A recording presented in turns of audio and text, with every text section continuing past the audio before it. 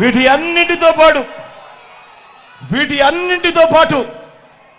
అన్నింటితో పాటు ఏ గ్రామానికి వెళ్ళినా కూడా 600 రకాల సేవలు అందిస్తా ఉన్న గ్రామ సచివాలయాలు.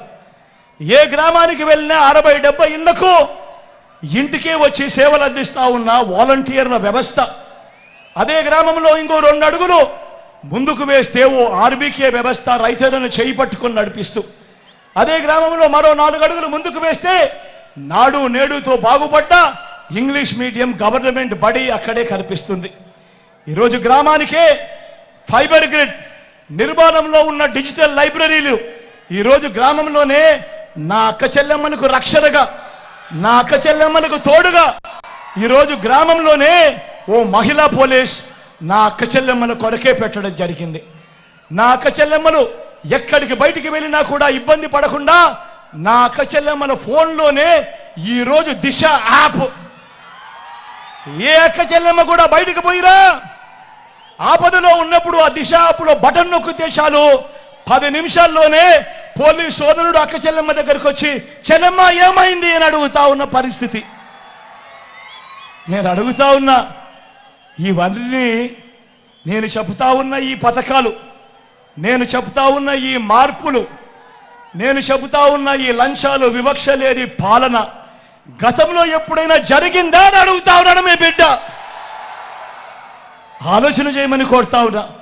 కేవలం ఈ 59 నెలల కాలంలోనే గతంలో ఎప్పుడూ జరగని విధంగా ఈరోజు మీ బిడ్డ మీకు పాలన అందించాడు. లంచాలు వివక్ష లేకుండా నా అక్క చెల్లెమ్మలకు అండగా నిలబడిన పాలన, నా అవ్వాతాతలకు తోడుగా నిలబడిన పాలన మొట్టమొదటిసారిగా కనిపిస్తా ఉంది. ఆలోచన చేయమని అడుగుతా ఉన్నా. మరో వంక ఒక్కసారి చంద్రబాబు నాయుడు కూడా గమనించమని అడుగుతా ఉన్నా.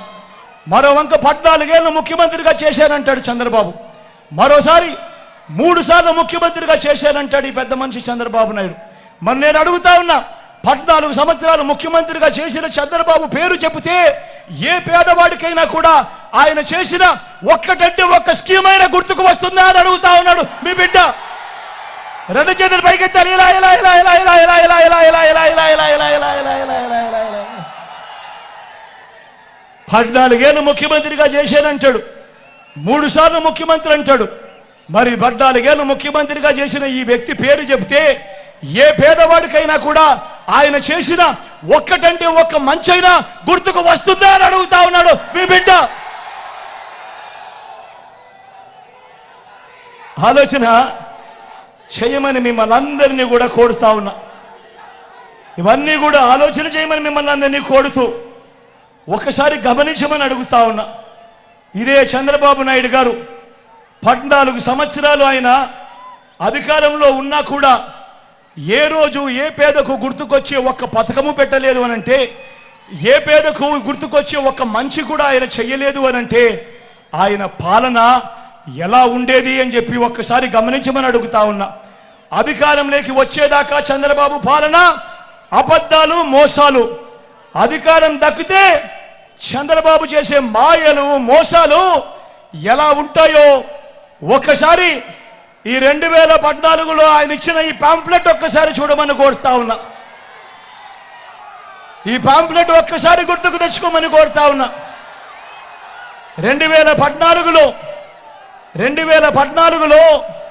ఇదే పెద్ద మంచి చంద్రబాబు నాయుడు గారు స్వయంగా సంతకం పెట్టాడు. 2014లో ఇదే ముగ్గురితో చంద్రబాబు కూటమిగా ఏర్పడ్డాడు. ఏర్పడి ఈ పాంప్లెట్ ముఖ్యమైన హామీలనంటూ మీ ప్రతి ఇంటికి పంపించాడు. ఈ పాంప్లెట్లో చెప్పిన ఈ హామీలన్నీ కూడా ప్రజలు అప్పుడు నమ్మారు. నమ్మి చంద్రబాబు నాయుడు గారికి అధికారం ఇచ్చారు. అధికారం ఇచ్చినప్పుడు 2014 నుంచి 2019 మధ్య ఆ 5 సంవత్సరాలలో ఈ ముఖ్యమైన హామీలంటూ చంద్రబాబు స్వయంగా సంతకం పెట్టి మీ ప్రతి ఇంటికి పంపించిన ఈ పాంప్లెట్లో చెప్పినవి కనీసం ఒక్కటంటే ఒక్కటైనా ఇందులో జరిగాయా అని అడుగుతా ఉన్నాను మీ బిడ్డ.